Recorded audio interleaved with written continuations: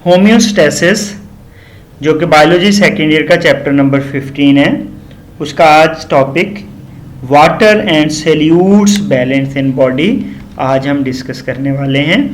इस टॉपिक में जो हमारे पास की पॉइंट्स हैं, जो डिस्कशन हम करने वाले हैं, हम सबसे पहले देखेंगे कि व्हाट इज़ हाइपोटोनिक एनवायरनमेंट, फिर हम देखेंगे हाइपरटोनिक एनवायरनमेंट, उसके बाद हम डिफाइन करेंगे आइसोटोनिक एनवायरनमेंट, फिर हम देखेंगे effect of different extra cellular environment on sale. ये जो तीन तरह के एनवायरनमेंट हैं, ये अगर सेल से बाहर हुए, एक्स्ट्रा सेलुलर एनवायरनमेंट हुआ, तो हम देखेंगे इन तीन तरह के एनवायरनमेंट का सेल के ऊपर क्या इफेक्ट है। फिर हम देखेंगे how cell prevent these harmful situations. अगर ये एनवायरनमेंट सेल के बाहर हैं और सेल पे अगर ये हार्मफुल इफेक्ट करते हैं, तो सेल क्या स्ट्रेटजीज अपनाता है इस सिचुएशन से बचने के लिए। तो आज हम इन पॉइंट्स को डिस्कस करेंगे डिटेल के साथ।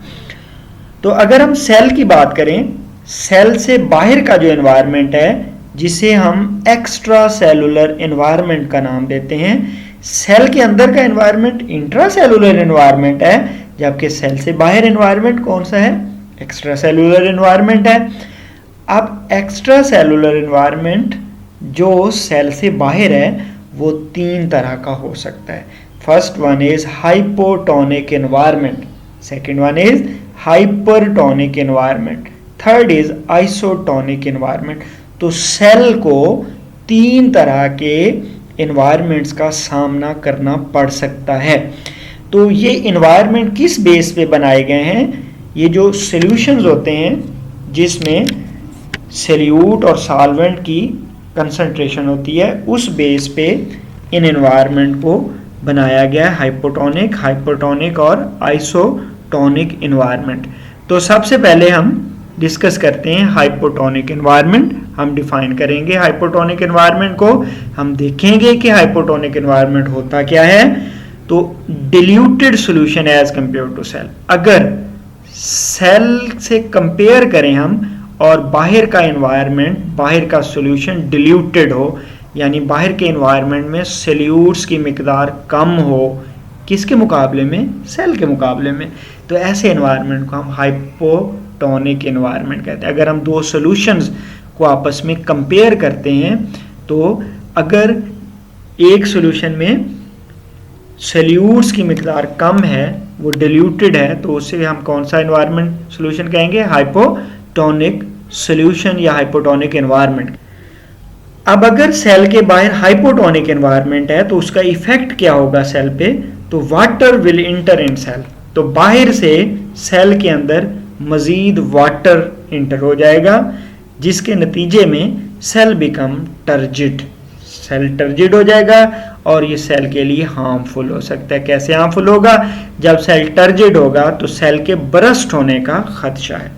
ये हमारे पास एक बीकर है, जिसमें हमने एक सॉल्यूशन लिया एज एक्स्ट्रा सेलुलर एनवायरनमेंट, और ये उसमें हमने एक सेल प्लेस किया। अब अगर सेल की निस्बत सेल से कंपेयर करें, तो इस सॉल्यूशन में सॉल्यूट की मिकदार कम है, तो ऐसे एनवायरनमेंट को हम हाइपोटोनिक एनवायरनमेंट कहते हैं। तो इसमें बाहर से वाटर जो है वो इंटर हो जाएगा सेल में, तो सेल जो है वो टर्जिड हो जाएगा, जो ये कंडीशन सेल के लिए बड़ी हार्मफुल हो सकती है।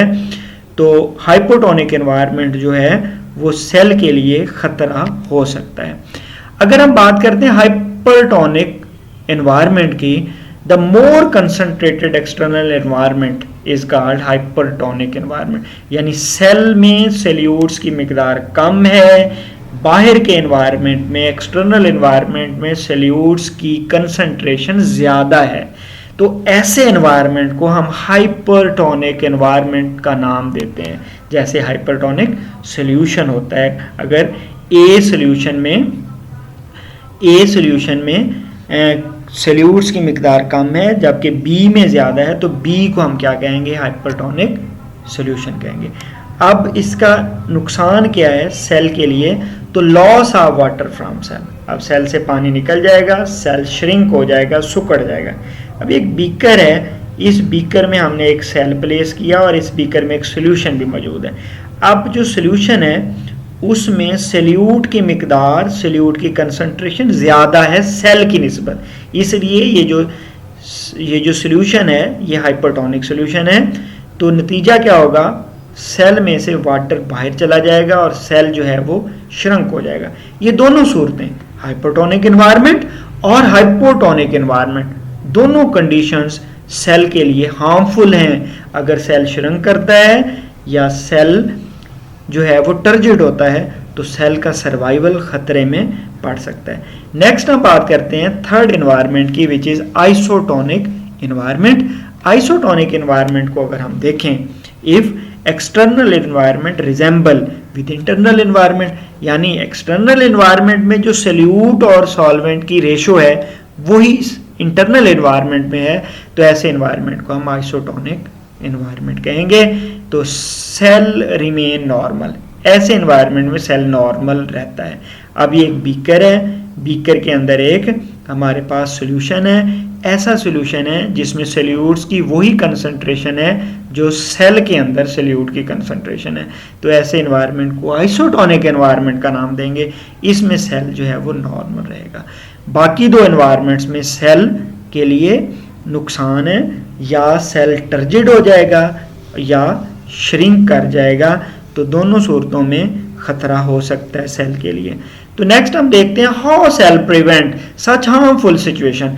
अगर हार्मफुल सिचुएशन आएंगी, क्यों आएंगी हार्मफुल सिचुएशन? बाहर के एनवायरनमेंट की वजह से। तो cell have a mechanism called homeostasis. तो सेल के पास एक मैकेनिज्म मौजूद है, एक मैकेनिज्म है जिसे हम होम्योस्टेसिस का नाम देते हैं। होम्योस्टेसिस क्या करता है? Which regulate specific range of water and solute level in cell. अब सेल में वाटर और सल्यूट का खास लेवल है, होम्योस्टेसिस उसे बरकरार रखता है।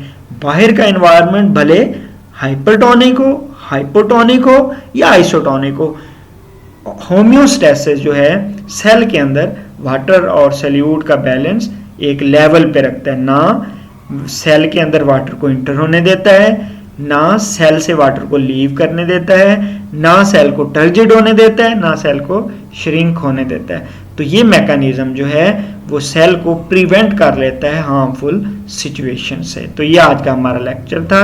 थैंक यू, अल्लाह हाफिज़।